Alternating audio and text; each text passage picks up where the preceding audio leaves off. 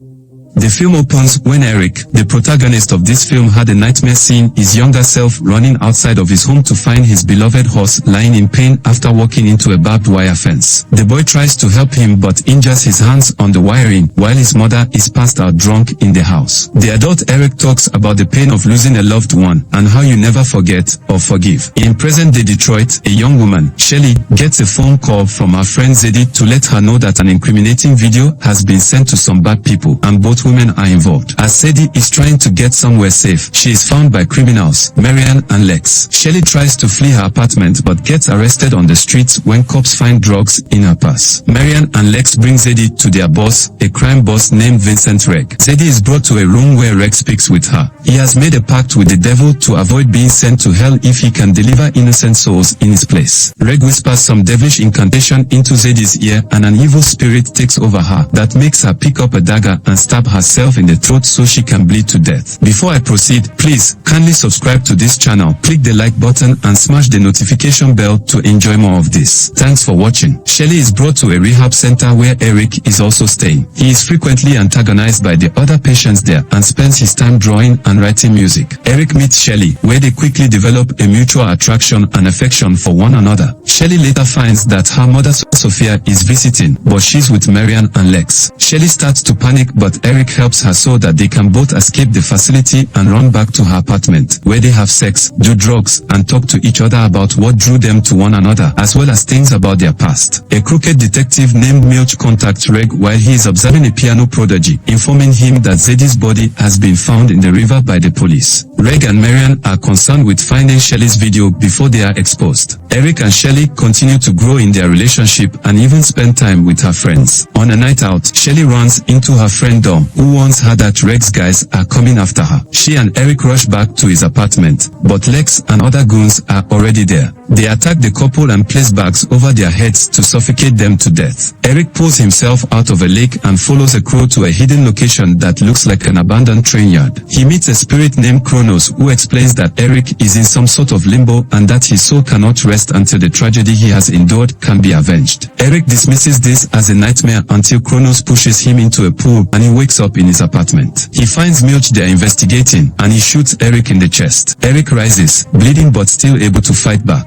Milch tries to kill him again but Eric stabs Milch in the neck, killing him. He then runs into the bathroom and finds that his wounds are slowly healing themselves. Eric leaves his apartment and goes into the streets where he sees what looks like Shelly about to jump off a bridge. When he tries to run after her, he returns to the limbo station with Kronos. This is when reality dawned on Eric that he and Shelly are both dead, but Kronos tells him about Roeg, and if Eric can kill him and his men, he and Shelly can come back to life. Kronos sends Eric back into the world so that he can go to his friend Chance and get a gun from him. Afterwards, he goes to Shelly's funeral and finds Sophia there. While she denies that her daughter was murdered, Eric tells Sophia that he will kill everyone responsible for Shelly's death. He goes into her old room and finds photos, letters, and a badge of Shelly's when she worked for Roeg's company. Eric goes out and finds Lex in his car. Before he can get any answers out of him, Lex tries to draw his gun but gets his brains blown out first by Eric. He then spots Roeg and Marianne leaving a place and goes after them, throwing himself in front of their car so that he can fight them inside. After a hectic drive and some gunfire, Eric gets thrown out of the car and is run over by a truck. He painfully limps until his bones snap back into place. Roeg then goes to Sophia's house where she tells him about her meeting with Eric. She tells Roeg that she regrets the deal she made with him and that she should have died instead. Roeg whispers his usual devilish incantation in Sophia's ear, overwhelmed by evil spirits and causing her to throw herself out of her window to her death. Eric encounters Dom on the street and interrogates him over Shelly's involvement with Roeg and his goons. Dom says that he, Shelly, and Zadie used to get drugs from Roeg and party with him. Eventually, Eric sees the video of Shelly, which is of Roeg using his power to make Shelly stab another woman to death, leaving Eric shaken. Eric goes back to Chance's apartment, where Roeg's goon Wickham and others arrive to bring Eric in on Roeg's orders. Wickham shoots Chance in the head while Eric fights the other goons until one of them blasts him with a shotgun. He falls inside the bathtub, leading back to the limbo station and learns from Kronos that since his love for Shelly was left in doubt after watching the video, Eric can no longer bring either of them back to life. But as Kronos walks away, Eric makes one last request to return and save Shelly's soul while he remains dead. As Kronos said to accept this demand, hand, some crows fly around the two of them from the sky. Kronos then uses some of his blood to give Eric enhanced abilities so that he can return once more. He tells Eric to follow the lead of the crow as he returns to the world. Next, Eric is awakened from the bathtub in the apartment. Eric shoots the goon that shot him before bludgeoning Wickham to death. He reads a text from Marianne meant for Wickham, revealing that Reg will be at the opera house. Eric then dons black face paint so that he may finally become the crow. Eric arrives at the opera armed with a blade. When Reg's bodyguards catch wind of him, they attempt to shoot and stab Eric, but all to no avail because Eric heals faster and no arm could really kill him. He is able to slaughter the bodyguards in numerous gruesome ways. He eventually kills all of them until only Marianne is left. She tells Eric that Reg is at his mansion, while she appears to express some remorse for her involvement in Reg's crimes. Eric decapitates her and then throws her head into the audience, sending the theatergoers screaming in terror. Eric goes to Reg's mansion for the final showdown. Reg stabs Eric in the chest, echoes some of his usual devilish incantation to his ear and goes ahead to absorb his blood like he did with Sadie, but Eric's love for Shelly reignites his will to fight. He pushes Reg through a mirror,